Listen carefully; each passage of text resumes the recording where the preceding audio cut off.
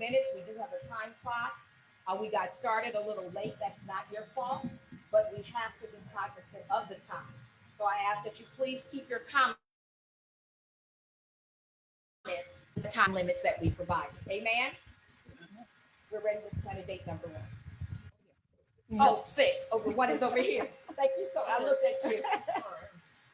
Good afternoon. I just want to thank Pastor Deborah Burgess and St. Mark's Church and all the volunteers. I see Court and Mark for pulling this together. My name is Lisa Gaucher. I'm a longtime resident of East Palo Alto.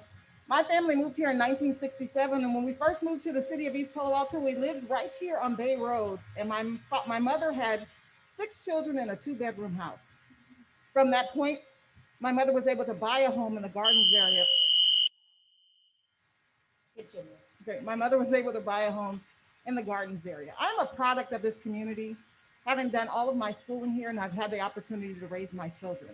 I've been on council since 2012 and proud to be in a leadership role in the community that I am a product of. The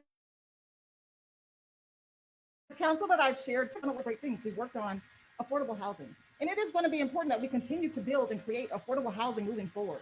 It is important that we continue to look at the development and manage it, be really critical and thoughtful of how we manage the development that's going to come within our city.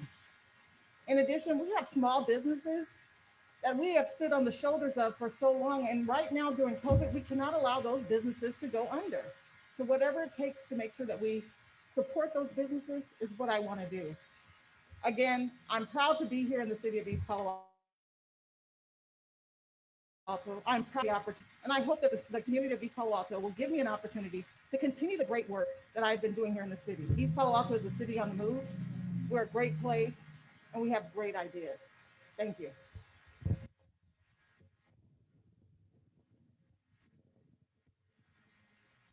Yes, please. Hello, I'm Carlos Romero. I'm presently the Vice Mayor of the City of East Palo Alto, but I am one among equals. We're Vice Mayor and Mayor are always elected by our colleagues. I lived in East Palo Alto for 38 years, but worked in East Palo Alto for 42. Started working in East Palo Alto as a freshman when I was at Stanford. By training, I'm an affordable housing and economic development consultant and have done work throughout the state of California, Arizona, and some work in Hawaii. Presently, I am an affordable housing and land development consultant. Just so you know, previously I was the chair of the Rent Stabilization Board. At one point in time, served as the chair of the Planning Commission. Was also the chair of the East Palo Alto Redevelopment Agency when we actually had one, and have been on council for 10 years, having been elected in 2008. As I mentioned, or I may not have mentioned, I don't know, is there a reason why there's, pardon me? Oh, he's ready to speak. Oh. Sorry. Is this any better? Yeah, this is better. I'm sorry. Okay. So I just wanted to close with a comment about what my voice is and who I am. My voice has a very heavy focus on social equity and economic justice and equitable development. And I think you can notice that on all of my decisions and my discussions at the City Council. As I mentioned, my professional training and understanding of economic development and finances, I think extremely important in terms of what we are facing over the next 4 years. Look, I want East Palo Alto to remain a just and equitable and progressive community. And I believe I bring both the tools, the vision, and kind of the internal moral courage to move us in that direction. Thank you.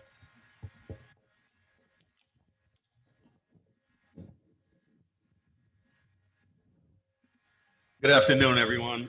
Hi, I am Council Member Larry Moody, and I am an incumbent seeking re-election during this 2020 season. Thank you all for being here, and thank you, St. Mark's and our EPA Neighbors who are hosting this event. I want to really highlight, I arrived in 1992. I found my way into the service arena with many of the former present leaders of East Palo Alto.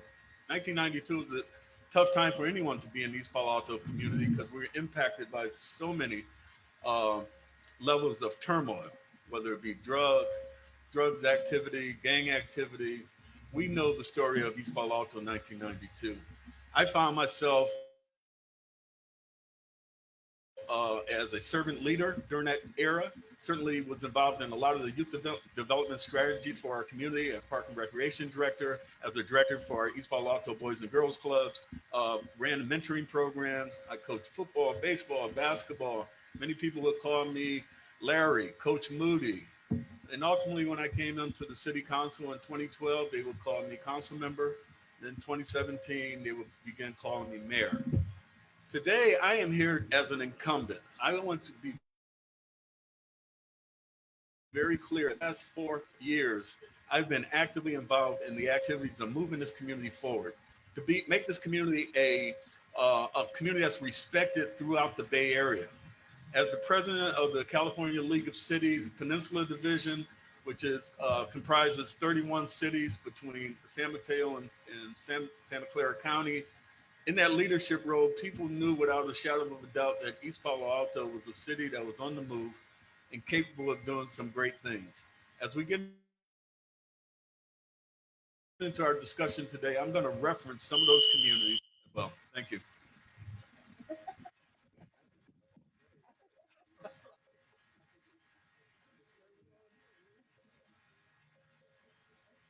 Good afternoon. Buenas tardes. Malo. Talofa. Those are just some of the ways to greet each other in East Palo Alto that you use regularly because we're such a diverse community. My name is Stuart Highland, and I am not an incumbent, but I am running for the city council for the very first time.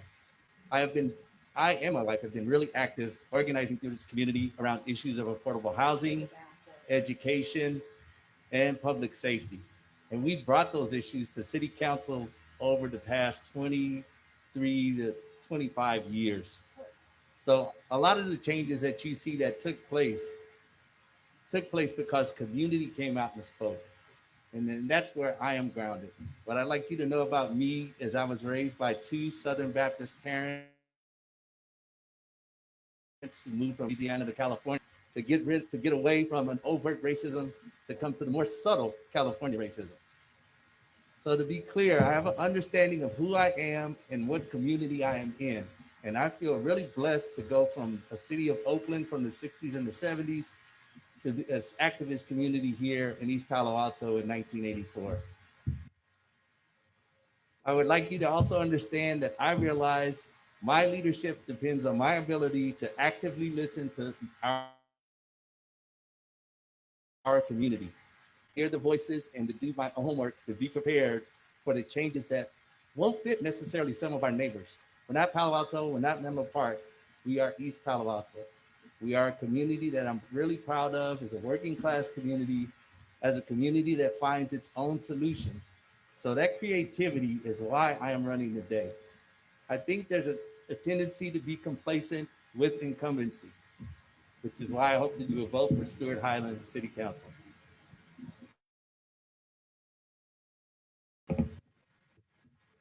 Good afternoon, everyone, and thank you for being here. My name is Juan Mendez, and I am a son of immigrants, a product of the Ravenswood School District, and a graduate from UC Berkeley with a degree in legal studies and public policy. I am an advocate for youth, renters, Black and Brown communities, and for a more progressive climate action plan in East Palo Alto.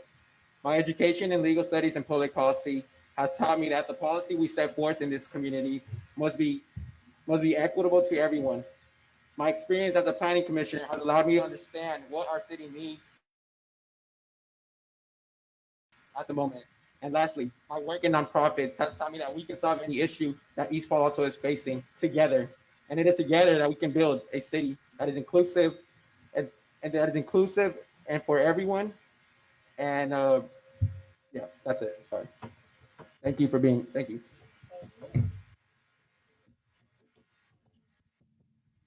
Good afternoon. I appreciate y'all being in the really hot sun. I know it's a lot. So my name is Antonio Lopez. I'm running for city council. I'm 26 years old. And I think it's really important to say that because there is two missions in this campaign. One, to get elected for sure, but also to start a movement among our youth. There are two generations in East Palo Alto that are systematically not in the table, our youth and our seniors. And I really want to start a conversation on how we can expand more of our people into the franchise, which isn't just to vote or register, it means to be involved. We have a situation where people are struggling to get jobs, food, they're overcrowded. So when we ask somebody to come at 5:30 on Wednesday after work for a city council, we understand if they're not able to see it. If we have a situation where we can't get a translator or an interpreter in our city council because of the budget, I understand. But if we have a city that's 70% Latino, we have to address that. So we need leadership, we need fresh blood, we need the youth to get in that table as well. And I say that with the utmost respect I have for the incumbents. We need to make sure we pass the next torch. And we have an opportunity when we have the Abricas in the world, the Omawalis in the world, the Bob Hoover. God bless the fact that this city is so young that the people who made it are still with us. And I applaud them to get involved, but we need to get our youth in there. So whether or not I get elected is beside the point. I want more folks in this seat, and I will do anything in my power to make that happen, whether it's the hot sun or it's raining, wind or sleet or the firefighters, the fire we had. We got to get out there. We got to show people we care, and that's why I'm running for city council. All right. Well, we've heard from our candidates. I think this is going to be an interesting conversation this afternoon. So I really look forward to many of the answers. Now, again, as we start this process, I have before me a set of predetermined questions not mentioned, and I would like to mention at that time, 2 members of our advisory team are not with us today because they've either been exposed to someone with COVID or they're physically just unable to attend today. I would like to acknowledge Renee Chandler, Esquire, for the hard work that she has put into helping to form these questions.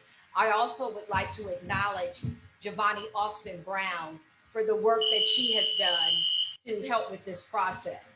So now as we begin to address the questions at hand, I will begin with randomly selected questions. And again, they will be addressed to the members as upon the greeting. We're going to begin with question number 2. Question number 2 will be asked first of Carlos, Larry, and Stuart in that order, just so you can start preparing yourself. And now I will pose the question, okay? COVID-19 has had a disproportionate impact on East Palo Alto because of extremely high infection rates compared to the rest of the county and a devastating economic impact on residents, all made worse by the toll the pandemic has taken on the local, state, and national economy. An economic recession is fastly approaching, or perhaps already here. What strategies will you use as a council person to combat the most critical challenges you see as arising from this pandemic?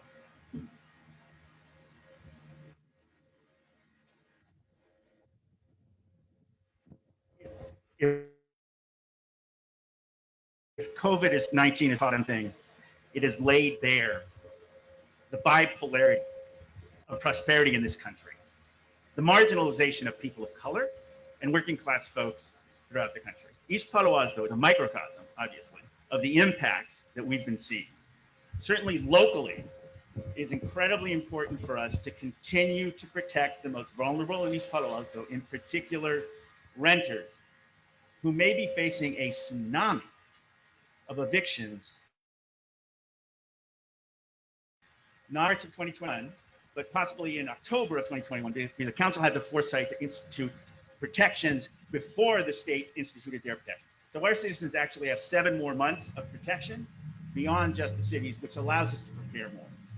To address this issue, the council, nonprofits have actually put forward upwards of $2.5 million in rent subsidies for low-income residents in East Palo Alto. It is vitally important to make sure that people remain in their homes. Number 2, I think it is very important for us to continue our testing, and as we're doing now, bring testing to the community. Move testing around throughout so that we can couple that testing with education and make sure that we get 24 to 40-hour responses back from whether it's virally or curative, which is the system that we're now using on our own and partially paying for.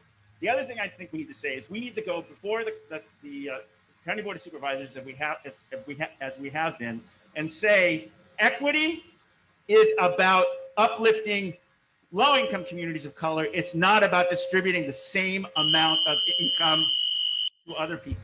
Thank you. Thank you. I really appreciate this question. I think, and I know for a fact, our East Palo Alto City Council was so very responsive to the COVID situation as related to our local residents. Not only did we immediately address the rent moratorium issue, and also by addressing it, we actually expanded the moratorium level in such a way that the county had to take notice and began making the adjustments to work in lockstep with East Palo Alto. We allocated over $300,000 immediately to the Samaritan House, right from the general fund, to make sure that local residents had a pathway to address their rents, their housing, securities. We also partnered with Job Train. Job Train ran a campaign, and they were able to raise over $100,000 to help local residents, and certainly those who were part of the portfolio of Job Train. Live in Peace was another organization that raised up to $1 million for money to help subsidize the costs and the impacts that was occurring for families in East Palo Alto. It's very indicative of who we are as a community. We're very responsive. We wanted to make sure that our residents knew that we were mindful of the stress factors that COVID-19 was causing them. The other thing is, I was the first council member to really raise the issue with the county that they needed to begin testing in East Palo Alto. Because at the time, all the testing was occurring at the event center in San Mateo, which was creating a barrier, transportation barrier for many of our local residents who were part of that essential workers community. Regina Wallace Jones, our mayor, took the ball and ran with it and did a great job of mobilizing and developing a partnership with the county that allowed us to create testing here locally in numerous venues. To my understanding, over 6,000 East Palo Alto residents have been tested in this community over the last 2 months alone. Thank you so much. And Stuart. I have to agree with Councilmember Romero that it really laid bare the disparity between incomes. What the pandemic did was make it clear that housing is indeed, healthcare is indeed essential for folks. And the work that we've done in East Palo Alto with rent stabilization, with building affordable housing has been a good response. And I've been part of the organizing around that. But what I would say about the pandemic too, that's specific for East Palo Alto, is we were already multi-generational or cross. So the impact, because of the economy, because of the cost of housing, was something that was a storm waiting to happen, or as a tsunami or a wave that's going to happen later in the future. So what are we going to do now to respond to that? Stepping up the testing is part of it. The other part of it is to work with the faith community. My own faith community of St. Francis of Assisi Church meets outside. What St. Mark's is doing here is setting an example. We need to work with our communities through the various ways that are trusted by folks to get an understanding of how to protect ourselves and how to come forward about the issues that are developing us. And that's going to take communication on our part. It can't just be done from City Hall, or it can't just be done by staff. It has to be an outreach to the community really clearly and broadly. And so that would be one of the first things I would do, is begin a door-to-door with packets of information to leave with folks and have those conversations. If you're a senior that hasn't been able to get out to the senior center or is not able to communicate with folks, to let people know that what the services are that you need, and to bring that information back so that we can take action now in response, continue to do the work that we've done over time to make sure that housing isn't one of the problems that impacts our health. Thank you. Thank you. And again, I want to remind you that each candidate will indeed be responding to 3 questions. Remember, I cannot guarantee what order that will be. So you may hear from certain candidates all at the beginning, and you may hear from some intermittently. I can't control that. And I'm looking at the next question, so I want to, specify that so everyone can understand. Now we will move on to our next question. This question will be responded to by the following candidates in this order: Antonio, Stewart, and Carlos. And the question reads, what do you believe will be the most significant action the city will accomplish in the next 20 years? And what have you done or would you do in the next 4 years to put the city on a path to accomplish it? Let me push back just slightly with that question because I absolutely agree that 20 years is a crucial. But as I said, we're 30 years old, so we're talking about 60% of a city's a lifetime. I'm worried about the next 6 months with the moratorium because when February 1st of 2021 happens, what will we have done to help our tenants out, right? When they're not able to pay the rent and they're collecting all that back rent, which is upwards of $1.5 million from woodland areas alone. What are we doing as a council to create a safety net for those folks? Because if we don't, we are witness to poise one of the largest displacements of low-income minority folks, not just from the city, but the county itself. And I need not tell our historic Black community how much we've been displaced already. So I am adamant to act quickly and promptly to take care of that, number one. Number two, we have 14 development projects happening right. The ways that we negotiate with those developers to maximize our community benefits is going to be crucial to shaping this city. We have a city where folks don't know each other. We're 9-to-5ers. We commute. We go home. We sleep. We shower. And then you think about the tensions we have in this community. We need to create infrastructure where we talk to each other, whether we're talking about parks or first floor leasing or having businesses up here in the areas of business district. I'm excited to have development that looks like us, walks like us, talks like us. And we need to ensure that the folks that have been doing the Just Links or the barbershops or the taquerias can have a spot in those places, because we say to them in doing so that you matter and you are just as important as any $1 million stakeholder. So again, it's going to be the housing situation, which if we don't have facts will dramatically, I cannot stress that more, dramatically change the makeup of the city. And two, how can we maintain the Black and brown dollar in this community so we can empower our community economically?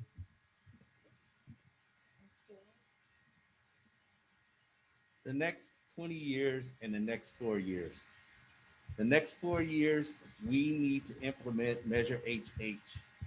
I was part of a group that helped organize the past Measure HH in 2018, and it was a measure with foresight. It tax on office leases, and that money goes towards affordable housing, and the money goes towards career path programs. It's been 2 years since 2018. We have not yet hired a consultant to begin the research for what the career path would look like. What are the best practices? What would work in a multicultural community like ours? And so on the first 4 years, get Measure HH off the ground with the eye for the 20-year development that's going to take place after, because we have to be prepared for the career paths in our education and in relationships with developers who will build those buildings and will occupy those office spaces. Building the buildings, the career would be vocational construction and building maintenance, and then occupying the spaces would be tech and office careers. We need to start talking to the folks that are going to be in that space, how they can work with our young folks to develop and grow with that development. The 20-year plan, and I have the least amount of time to talk about it, but it makes sense, is realize the Ravenswood Business District specific plan right along where we're at, all the way out to Cooley Landing, in a way that it's what was designed by the community and completed in 2010, 2012. If there's going to be any changes, to be sincere about going back to the community about what those adjustments are, but make sure that they benefit us. And as Brother Anthony said, that they look like us. Carlos? I am actually a bit hesitant to answer a question so sweeping in its historical arc. I can't foretell the future, and I really am, I think, too humble to try. However, having said that, The issues that East Palo Alto faces today, housing insecurity, significant infrastructure projects, residential displacement, we've all heard those, local programs for youth and seniors, are issues that we are going to be addressing in the short term, and we'll be addressing in the long term. But let me just say that the items that I think need to be addressed over the next 20 years, we've already started doing that. Let us look at Measure HH. HH was passed 2 years ago, put on the ballot by people in East Palo Alto. We'll be generating anywhere from 1.6 to almost $3 million a year. Leveraged over 20 years, that will bring in over $320 million into the city. That is done. Check. Now we have to build the housing. Number two, from a global perspective, we got to think about flooding, both alluvial, which is rain, as well as sea level rise. We are well on the way to doing that, having actually received $22 million to build, not study, because we've already studied with another $5 million, both increasing our levees and looking at horizontal levees, right? We're designing that right now. Number three, it's also important to look at planning and understand that the 200 acres that are available today to develop, which is the Ravenswood Business District, if we're going to be here as people of color and low-income folks, we need to make sure that we do that planning appropriately over the next couple of years to make sure that developers develop what we want, not what they want. We need to look at those ground rules, see if we need to change them, and hardwire and link community benefits to any development that occurs out there. Thank you.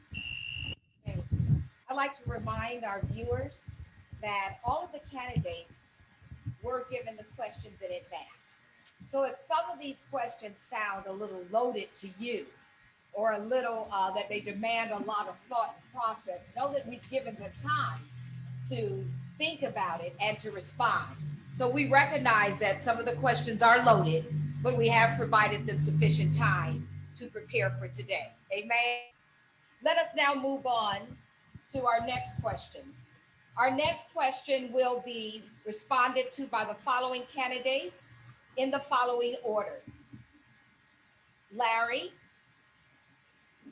Lisa, and Juan. Larry, Lisa, and Juan. As evidenced by the city's long-standing first source jobs rule, requiring that employers hire local residents to fill 30% of their workforce in the city, East Palo Alto has historically sought for employers to hire East Palo Alto residents. Presently, the city of East Palo Alto has approximately 120 employees, with fewer than 15% being East Palo Alto residents. Do you believe that the community of East Palo Alto has moved away from the spirit that that the foundation of the first source jobs rule is based on? If not, what can be done to ensure that the city of East Palo Alto will hold itself accountable to the very expectations that we hold others accountable to?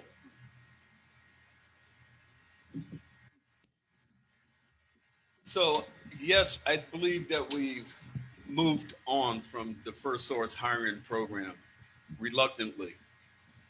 East Palo Alto is struggling with housing, and many of the individuals who may be candidates for those jobs that working in our retail zones or working with the city of East Palo Alto, who might fall under that category and allow themselves to be counted as part of the first source hiring, may have to move on. We experienced during the Amazon discussion that the first source hiring program was on the verge of being a game changer. When we were negotiating with Sobrato about the future of that site at the corner of Bay and Donahoe, Amazon balked and said, look, if you have 40% of your workforce, if we can make 40% of our work from here in East Palo Alto, we will take them. But the reality is that we did not have enough engineers here locally to kind of fulfill that mandate. So as a result, and here's the definition of the first source hiring program. It is a good faith effort by the employer to provide or to prioritize opportunities for East Palo Alto residents. If East Palo Alto residents are not in the position to assume those responsibilities, the employer obviously has the responsibility to their business to find individuals who can work there. First source hiring program was always a good faith effort. I think moving forward into development, it may be something that we could have a conversation with on the council, but as we move forward into development, it's really about how do we raise up the workforce portfolio for our community. Okay. Before we move on, I want to ask Councilman, take a moment of personal privilege to ask Councilman Booty just for clarification. So is it my understanding that you're saying that the city has moved on from that being a priority? No, actually, the council is scheduled to have more discussions in the very near future. Okay. So it's That not was just a off the question table. for It's clarification. absolutely not off the table, Thank you. but it's my belief.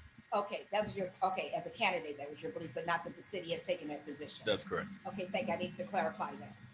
Okay, our next person that was responding was Lisa. Yes. Okay, So thank you for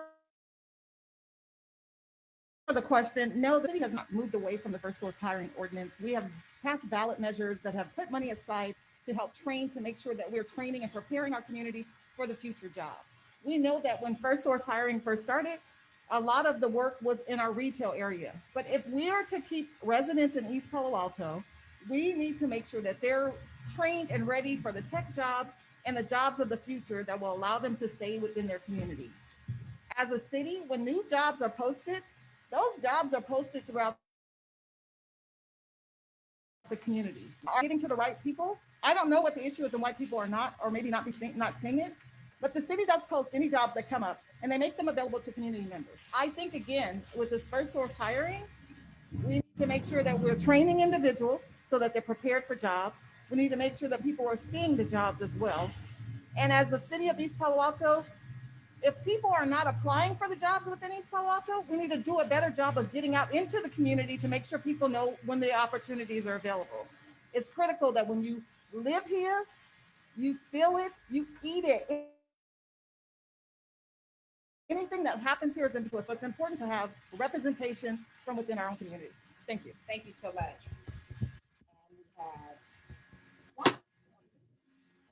And we have Yeah, I think we need to face the fact that our first source job policy is broken. We have failed to hold businesses accountable to fulfill our 30% requirement, and have failed to adequately train our residents to be qualified for them, most importantly. We need city council and city staff to be more adamant when negotiating benefit community. Whether we have the workforce to meet the 30% or not, the benefits we receive alternatively should be directed to getting our community members up to date and trained with the proper skills and tools necessary. I want to extend our current first source hiring policy actually, and require developers to hire local contractors and businesses that are qualified to bid on their projects. What that means is, if the developer is looking for a tree removal service, landscaping, painters, or plumbers, they need to allow our local residents who have the proper licenses and chance to place a bid and be given the contract. We have too many businesses and contractors that deserve to be given the opportunity to work and build their city. Thank you. Thank you. Okay, our next question will go to the following candidates in the following order: Stewart, Juan, and Antonio. All right here. Easy question. Well, short question. I wouldn't say easy question. Short question. Do you support Measure B? Hotel tax on the November ballot. Why or why not? Yes, I strongly support Measure V, and say that as I'm doing my canvassing through the community, I'm carrying the literature for Measure V and putting it right alongside my my candidacy for the city council. And it's because of redirecting wealth in a smart way. Normally, a sales tax hurts everyone equally, supposedly, but if you're a low income person, a sales tax hurts you more. In this case, we're saying if you are fortunate enough to afford you 4 seats, then you can pay another 1 or 2% and contribute to our community in that way. The use of Measure V funds is really smart because it's not the general affordable housing plan. In the future, we hope to provide affordable homes for ownership. And we need that dedicated funding to do that. One thing this community has been really good about doing, and sometimes to the surprise of staff or even against their own judgment, we want to say the tax is going to go directly, which requires a 2/3 vote. And over time, homeowners and renters have been together on this, on working together to provide what works for all of East Palo Alto. So there's no separation in the way we work. There's no separation in the way neighbors care about neighbors in East Palo Alto. That happens on a regular basis. So going forward about Measure V, support it, let your neighbors know it needs to pass. Let's do what we've always done in East Palo Alto. Let's support each other. There's a Swahili word for it, Ubuntu. That's what we're doing. Just like the Swahili word for self-determination, we first incorporated Kuja Galia. Thank you. Thank you. To answer the question on Measure V, yes, I support it and its full effect. I'm one of the few candidates actually that mentioned the support of the TO2 measure in the original campaign statement as an effort to get other community members who are voting for me to also vote yes for Measure V. Measure V will provide funding for affordable acquisition, development, and rehabilitation, a key issue on my platform that I plan on addressing as a council member. Measure B is much needed, and this 2% increase will be a pathway for home ownership for many tenants in East Palo Alto. So yes, please go out and vote yes on Measure B. Thank you. Thank you so much. Again, as I look at the clock, and for those who may not be aware, we got started a little late due to some technical reasons. As I look at the clock, and in fairness to all things that need to happen, especially for the next candidates that are up, as opposed to 2 minutes, I'm going to ask our timekeeper, and I'm going to ask for the understanding and passion of all of our candidates to limit our answers to 1.5. 1.5. Is that okay? I think we all understand what we have to do here, right? I'm being the best boss I know how. Amen. Thank you. Okay, so let us move on now. Was it one more person? Did I get everyone on that one? No, I missed one. Yes, Antonio, please. It's all good. You got your two. Okay. All right. Well, 2, not 1 point. That's all good. Brother Carlos Romero mentioned a very important word, equity. That's different than equality. Equality means I meet you 50-50. Equity means I have more power than you or vice versa. I need to go more than 50%. So when we talk about reaching people where they at, when they don't got time to go to the city council meeting, they don't have the funds, that's equity in action. This is no different. I wholeheartedly support this measure. And by frankly, it's not enough, but it's a start. When we talk about for folks moving in, more affluent, I welcome those folks, but I also ask them to pay their fair share, and their fair share needs to be given an account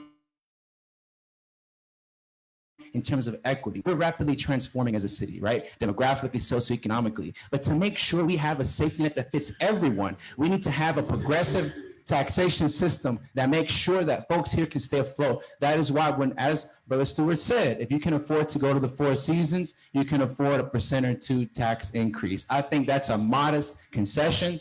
And I think the spirit of it in terms of helping uplift all of our community, especially whether you're the single Latina mother with working class job or the Black homeowner who's been here since 1960, right? We need to support everyone. And so we need to make sure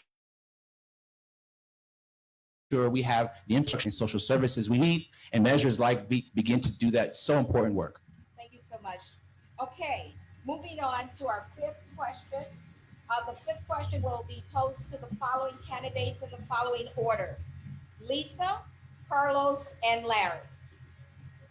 The city is rapidly running out of available land. What do you believe is the appropriate focus for the city to maximize benefits to the residents from the remaining available land? Thank you. Great question. As we look at the future development of the community, it is really critical that we manage the development that comes within the city so that we are getting the maximum benefit of what is coming to our community. So what does that mean? We need development that will create mixed use. So we're not just developing for development's sake, but that the community is getting something out of it. And when we look at the acres that's left, we know that when land is gone, it's gone. So how do we make sure that when we're looking at this area, we're not developing so much so that we are missing the area that is wide open that gives us a clear view of the water. So again, for me, it is making sure that we are creating housing when they're developing, that there is space for small businesses. We know that a lot of our small businesses have been displaced as we've grown our city. So how do we make sure when we develop, we're developing area for our small businesses as well? And again, keeping in mind the community and the residents at all times. Thank you. Thank you so much.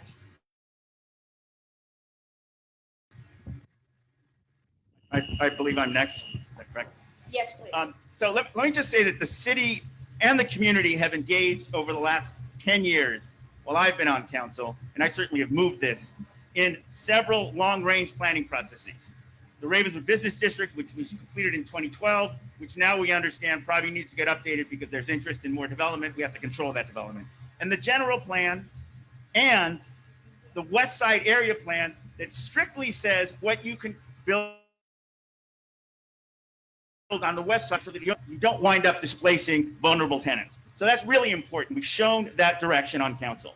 In addition to that, we have layered on that several ordinances, exaction taxes, and impact fees such as HH and Measure O that make developers upfront understand they need to pay their fair share in exactions. Right now, we're in the process of re-looking at the Ravenswood Business District. All of us as community and as council need to weigh in as to what we want to see happen there and put that down in the plan. Thank you.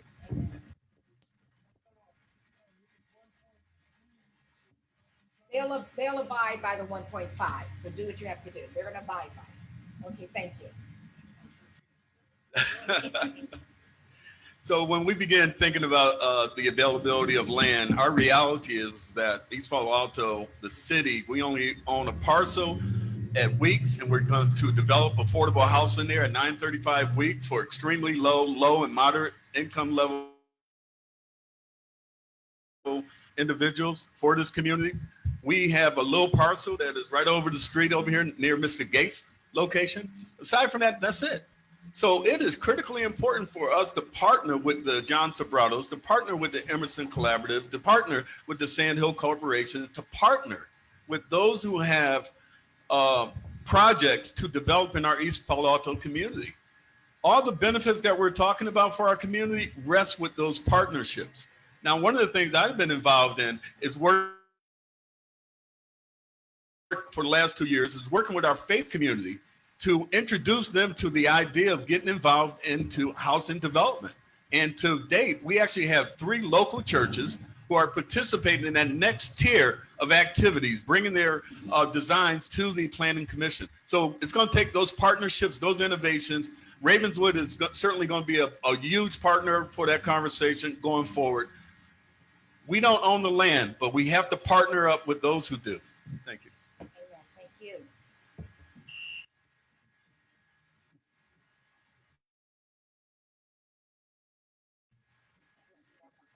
Thank you. Okay. And for our final question for the candidates for this evening. And those questions will go to, in the following order, Juan, Antonio, and Lisa. Juan, Antonio, and Lisa. There is no question that East Palo Alto is undergoing dramatic demographic shifts in its racial, ethnic, and economic class makeup. even as our city's majority remains working class people of color, there is a real tension that is brewing because of gentrification, economic displacement, and conflicts between the policy priorities favored by long-term residents and those of more importance to some of our more economically well-off newcomers. How would you, as councilperson, tackle these vision conflicts if elected in terms of policy priorities? How would you unify and strengthen our community bonds despite the real differences and perspectives that exist? Yeah, thank you for that question. I believe we need to reimagine the way we think of East Palo Alto in itself. I want this city to be a home for all, despite your socioeconomic background, ethnicity, gender, religion, or creed. I believe as a city, we have detracted from our founding principles of self-determination, community participation, equity, and justice for all people. There is enough space at the table for them to contribute their personal ideas and perspectives on city priorities. We need leaders who will listen to the concerns and needs of every single East Palo Alto resident. As a planning commissioner alternate, I have seen low turnout in community participation and have noticed that it's a reflection of the efforts being made to engage our community. I have also seen project developments come by before the planning commission where our community shows up in numbers. And that is a reflection of effective communication, education, and mobilization. As a council member, I want to ensure we are actively seeking to engage our community members and communicate with them in social platforms and languages they use every day. These simple implementations can strengthen community engagement and relationships in our city. It becomes an avenue for dialogue and mutual understanding. Setting priorities as a city should be a communal effort. We need to have different perspectives to solutions for key issues in our city to have a well-rounded approach. Thank you. All right, I get to be a substitute moderator. Hey everyone, I'm Melvin. Just wanted to say we're going to close with that. I'd like to thank each and every one of you council candidates. Those of you who are on council, thank you for your service. See, I didn't get to say my bad. Sorry, man. It was an unsmooth transition. I apologize. It's okay. In the bones and DNA of this city has always been to welcome those who've been rejected. When Black people came from Louisiana and the South in the 1950s, there were a subdivision clause in Palo Alto to exclude them deliberately. East Palo Alto, and albeit they were blockbusted, they were given homes that were in exorbitant prices. But still, I hold on to the ethos that this community should be for everyone. I spoke to Omawali, how do we bridge the Black and brown divide in this community? He told me you need connectors. When I was at Duke University, I majored in African American studies. Do you know why? Because we need to understand the Black liberation struggle. And I understand the question is about affluent folks. My answer to that is you need people who are bridge builders. Do not build walls. So when I think about how we can help improve this city, again, as I said earlier, we have to make sure we know each other. So the folks that are coming in with money, let's have programs in the parks, wellness programs, right? Where we get to know our children and we get to know each other. And secondly, progressive taxation so that everyone can afford to stay here, as this city has always done since DNA. And as council member, I will continue to put that spirit into East Palo Alto. Thank you. So I will be the last with that question. You know, East Palo Alto has always been a diverse community, and we have to keep that in mind, that we are greater together than we are apart. So being transparent with each other, sitting at the table and having real dialogue about what our needs are. We can't let division come between us. We're too small. 2.5 square miles in a city requires that we all continue to work together. We talk about East Palo Alto being one city, and we have to look at it as one city and continue to move that effort forward.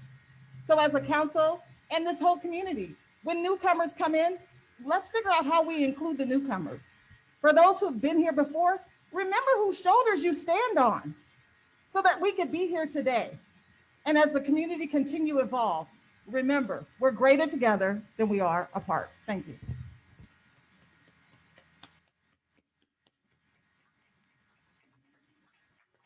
Want to make sure no one else is supposed to be speaking? No, I'm just kidding. I kid. So now, seriously, I do seriously want to thank everyone for running for council. I want to thank those of you who are incumbents for your service on our council. And thank you all for sharing with the community of East Palo Alto. It's important that we are informed voters and understand what each of you seeks to bring to the table if elected. So I want to thank everybody who's weathered this sun and this heat to sit here and listen. There are refreshments available, and we are going to end there. Thank you.